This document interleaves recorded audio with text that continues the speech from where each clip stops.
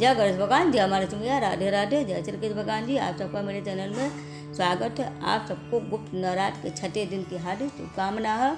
नमो नारायण। ओम ऐं ह्रीं क्लीं चामुंडाय विच्चे। छिन्नमस्तिका माता 10 महाविद्याओं में से छठे स्थान पर मानी जाती है। इनके छठे स्थान के रूप में इनकी पूजा की जाती है माता का। और ऐसा मान्यता है कि माता की पूजा करने से सब चिंता दूर कर देती है और सारी मनोकामनाएं को पूरा कर देती है। माता छिन्नमस्तिका का पूजा वैसे विशेषतर शत्रुओं पर विजय प्राप्त करने के लिए की जाती है। माँ के उग्र रूप के कारण तंत्र मंत्र की क्रियाओं में भी इनकी पूजा करने का परंपरा है।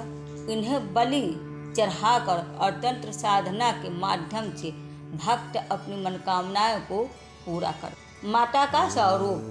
छिन्नमस्तिका माता कमल के फूल पर विराजमान है। उनके 3 नेत्र, उनके दाएं हाथ में तलवार व बाएं हाथ में देवी का अपना ही सिर कटा हुआ है, जिसमें से 3 धाराएं रक्त बह रहा है। साथ ही देवी के पांव के नीचे विपरीत कामदेव और रति चवन अवस्था में विराजित हैं। माँ छिन्नमस्तिका के केश खुले हुए और बिखरे हुए हैं और उन्होंने सर्पमाला तथा मुंडमाला धारा किया हुआ है।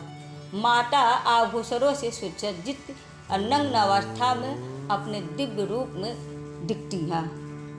माता का बीज मंत्र है श्रीं ह्रीं क्लीं ऐं वज्र वरचिनीय हुं फट स्वाहा। छिन्नमस्तिका माता मूलाधार चक्र में कुंडलिनी शक्ति का मूर्त रूप है।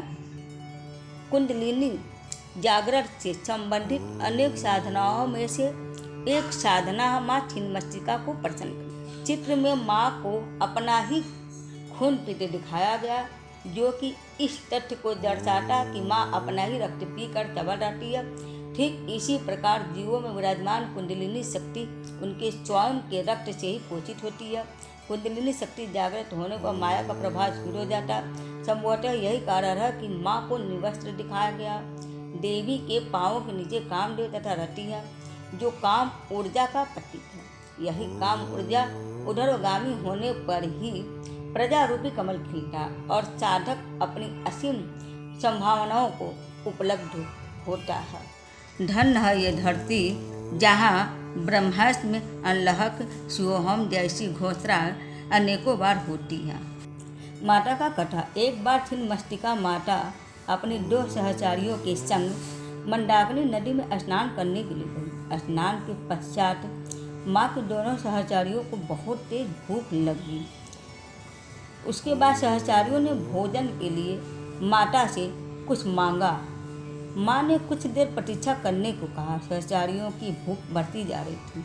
कहते हैं कि भूख की पीड़ा से उनका रंग काला होता जा रहा था।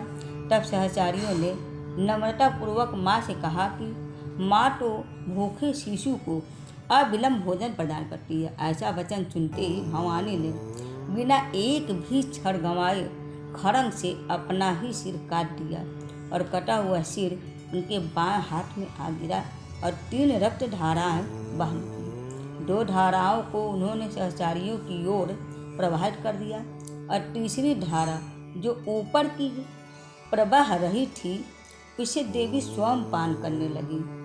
अब माँ की दोनों सहचरियाँ रक्त पान कर तृप्त हो गई। मान्यता है कि तभी से माँ को छिन्नमस्तिका के रूप में जाना जाने लगा और माँ इस छिन्नमस्तिका नाम से विख्यात हो गई। माँ को अपने भक्त अत्यंत प्रिय है। भक्तों के लिए वात्सल्य की प्रतिमूर्ति है माँ।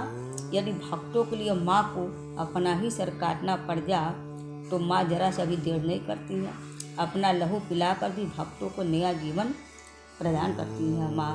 माँ का बखान करना तो अपने बस की बात तो है नहीं। बस ये समझ लीजिए कि कुछ ऐसी ही है हमारी माँ छिन्नमस्तिका। माता का मंदिर झारखंड राज्य की राजधानी रांची के करीब 80 किलोमीटर और रामगढ़ से 26 किलोमीटर दूर रजरप्पा में अवस्थित है। रजरप्पा में भावी भेरा और दामोदर नामक नदी के संगम पर मौजूद देवी का यह मंदिर 51 शक्तिपीठों में से दूसरा सबसे बड़ा शक्तिपीठ माना जाता है। माता की दूसरी कहानी के हिसाब से प्राचीन काल में एक छोटा नागपुर में रज नामक एक राजा राज करते थे। राजा की पत्नी का नाम रुक्मा था। इन्हीं दोनों के नाम से इस स्थान का नाम रज रुक्मा पड़ा, जो बाद में रजरप्पा हो गया। एक कथा के अनुसार एक बार पूर्णिमा की रात में शिकार की खोज में राजा दामोदर हरवी नदी के संगम स्थल पर पहुँचे। रात विश्राम के दौरान राजा ने स्वप्न में लाल वस्त्र धारण किए हुए तेज मुखमंडल वाली एक कन्या को देखा।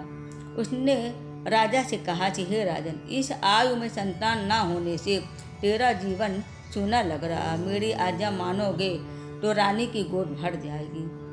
राजा की आंखें खुली तो वह इधर उधर भटकने लगा। इस बीच उनकी आंखें स्वप्न में दिखी कन्या से जा मिली। वह कन्या जल के भीतर से राजा के सामने प्रकट थी।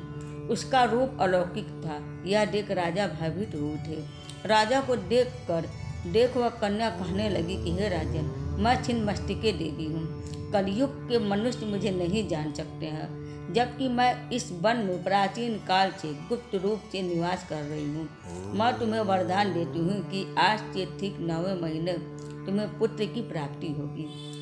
देवी बोली, हे राजन, मिलन स्थल के समीप तुम्हें मेरा एक मंदिर दिखाई देगा। इस मंदिर के अंदर शिलाखंड पर मेरी प्रतिमा अंकित दिखेगी। तुम सुबह मेरी पूजा करो।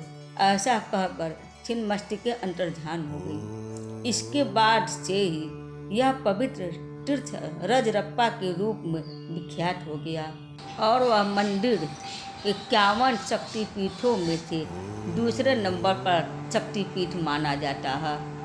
उम्मीद करती हूँ कि आप सबको मेरा वीडियो पसंद आया होगा। कल मैं आप सबको 7वें दिन की महाविद्या देवी की कथा सुनाऊंगी। नमो नारायण।